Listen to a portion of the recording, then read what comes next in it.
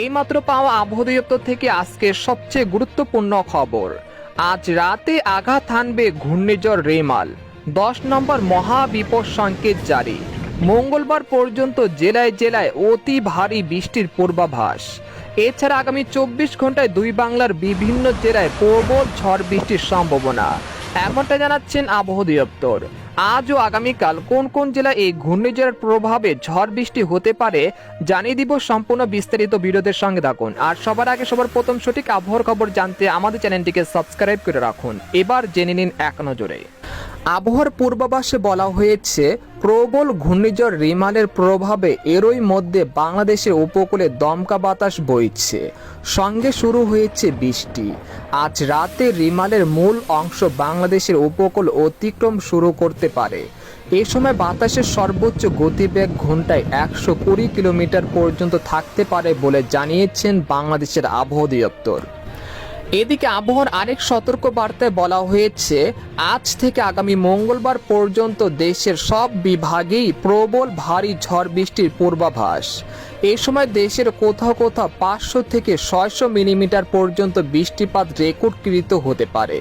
সেই সাথে ঘন্টায় 100 থেকে 120 কিলোমিটার বেগে দমকা বা ঝড়ো হাওয়া বয়ে যেতে পারে। এতে নিম্নাঞ্চলে সাময়িক বন্যাতে আক্রান্ত হতে পারে। উপকূলীয় জেলাগুলোতে জোয়ারের পানিতে ভেসে যেতে পারে। এদিকে সর্বশেষ সামুদ্রিক আবহাওয়া বার্তা অনুযায়ী বর্তমানে ঘূর্ণিঝড় রেমালের সর্বোচ্চ শক্তি অর্জন করতে যাচ্ছে রাত 9টার মধ্যে।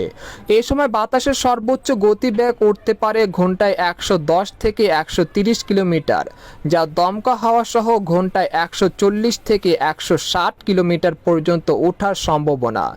এমনকি এটি আজ রাতের মধ্যেই প্রবল ঘূর্ণিঝড় হিসেবে বাংলাদেশ ও পশ্চিমবঙ্গের উপকূলে আঘাত করতে পারে। এদিকে সর্বোচ্চ গতিবেগ নিয়ে উপকূলে আঘাতের কারণে খুলনা, বরিশাল ও চট্টগ্রাম বিভাগের উপকূলীয় জেলাগুলো জলোচ্ছ্বাসের পানিতে ব্যাপক প্লাবিত হওয়ার প্রবল আশঙ্কা করা যাচ্ছে।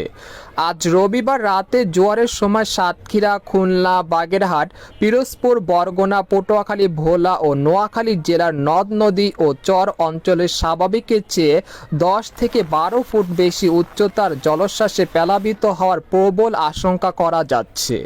এদিকে বাংলাদেশ আবহাওয়াবিদ মোহাম্মদ হাফিজুর রহমান জানান, আজ সকাল 9টা থেকে পরবর্তী 24 ঘন্টায় রংপুর, রাজশাহী, ঢাকা, ময়মনসিংহ, খুলনা, বরিশাল, চট্টগ্রাম ও সিলেট বিভাগের অধিকাংশ জায়গায় অস্থায়ীভাবে দমকা বা ঝড়ো হাওয়া সহ হালকা থেকে মাঝারি ধরনের বৃষ্টি বা বজ্র সহ বৃষ্টি হতে পারে।